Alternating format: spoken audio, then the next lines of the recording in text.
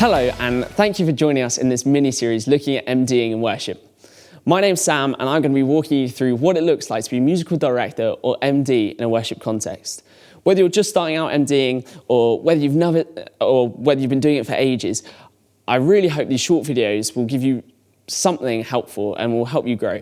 We'd just love to hear how you get on, so do get in touch and let us know. We love hearing stories of the way people have been developing their God-given gifts. So before we dive into how we MD as worship, let's talk briefly about why, what we should aim for, and what values we should keep in mind as we approach playing in a worship context. So worship music is often different from any other style of music, as it's not about us, and it's not about the music, and it's about leading people to God. And this means a slight difference between MDing in worship and secular music environments, simply because in worship, we're trying to glorify God and build everybody in our band up and point everybody towards God. Whereas, while if you're an MD in a secular situation, that's still the case, but maybe not quite to the same extent. Now, if you don't know, an MD stands for musical director, and they have two general key roles in a worship band. And the first is the heart role, which informs the second, practical role. The heart role is the one I get way more excited about. And because the MD must first and foremost be an encourager and has a key role to play in the culture of their worship band. You want to make sure that there's really a family and kingdom culture in your band. The nature of the MD's role is often close to people's hearts, and those serving in the worship team can often feel self-conscious about what they're giving. I know I have been. Which is why it's so important to have a healthy amount of all of the fruits of the Spirit. You can imagine how key things such as gentleness, kindness, practice, etc., when giving a sister or brother a little bit of feedback on the fact the note they just played or the part they just played wasn't quite on it. And as well as generally being able to correct people, it's so key to be able to encourage people. And it's a skill that we have to work on just as much, if not more, than practicing our chords, our scales, our rhythms.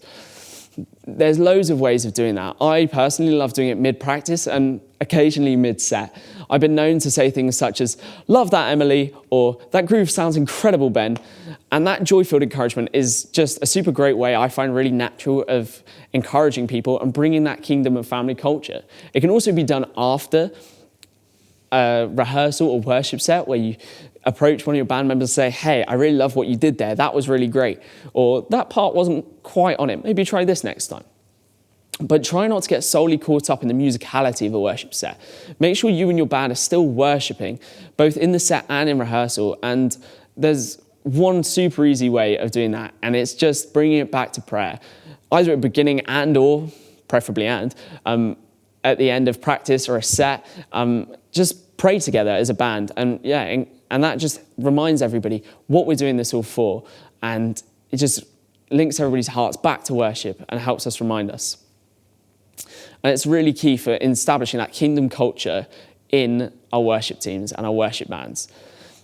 The worship band should feel like a family, with everybody caring for one another and helping each other out. We want to care for our band members and know how they're doing, and the MD can have a really key part to play in this role. And the practice of the role of the MD is simply to unify the band musically so that the worship leader can focus on what God is trying to bring and say into the room in that moment. This process starts before rehearsal begins, which I'll cover in a separate video. And during rehearsal, the MD should be aiming to remember everyone's parts and specifically the structure of the set that the worship leader has expressed during rehearsal, which is something that I definitely am still working on. All of this is still something I'm trying to get much better at. I personally find it really helpful to make notes to help me remember what's said during rehearsal. It's important to understand the role of each instrument in the song, and therefore it's vital that you're listening to all the instruments at once, which can be very hard at times, especially when we're trying to get our own parts right. And remembering it all can be made so much easier by just making a quick note here or there during rehearsal, either on a piece of paper or straight onto your chord sheet, which then plays straight into the role of the worship leader on a Sunday. The MD will do things like calling out the structure and the dynamics of the song, and this includes bringing instruments in and out of playing and And so in a quiet part, I might make a call saying just pads and bass, but then in a big part, I might encourage the drummer to build or the singers to sing out. And also, on a Sunday, I, as an MD, try and make sure the band is on the click track. And also, I am in charge of starting and stopping any click or backing tracks that we have.